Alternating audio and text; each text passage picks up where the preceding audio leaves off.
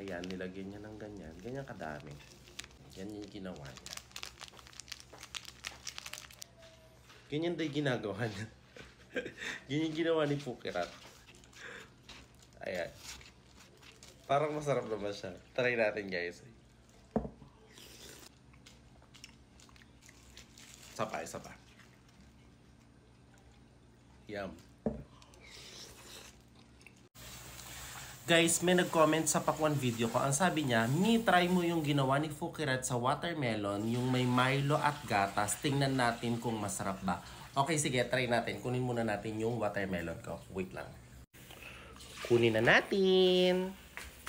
Ito yung nabili kong watermelon. Yan. Lagay na natin dyan. Then, kukuha tayo ng Milo sa tindahan ng ating mother. Milo, tapos ano na yon? Milo. Ito na yung Milo. Then, kuha tayo ng ito naman. Bear Brand. Ayan, nabuksan tuloy. Ang hirap mag-vlog na.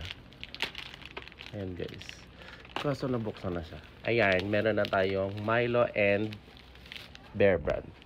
Let's go! Ito na siya.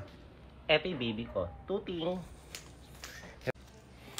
Ito guys, try na natin. Kinat niya muna dito sa gitna.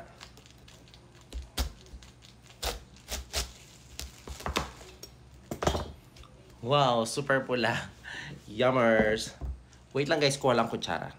Ito guys, ang ginawa niya is tinanggal niya muna yung nasa gitna para daw may paglagyan yung Milo tapos yung yan. Bawasan natin ang buto. Tapos, ang ginawa niya, ganyan niya para yung juice is mapunta. Ayan.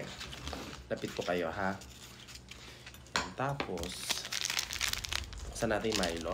Ayan, nilagyan niya ng ganyan. Ganyan kadami. Dami. Parang masarap naman. Nalo-halo niyang ganyan. Ganyan daw ginagawa niya. Ayan siya, guys. Ayan. Ayan siya.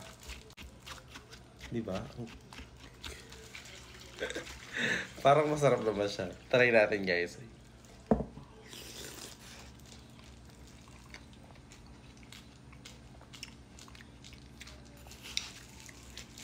Isa pa. Yum.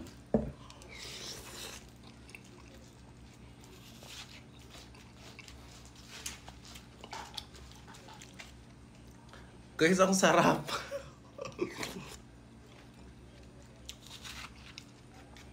Ang sarap nga. Try mo na yun. Ayaw mo? Ayaw ng nanay ko, pero ako lang. Ang sarap nga, guys. Ang sarap nga.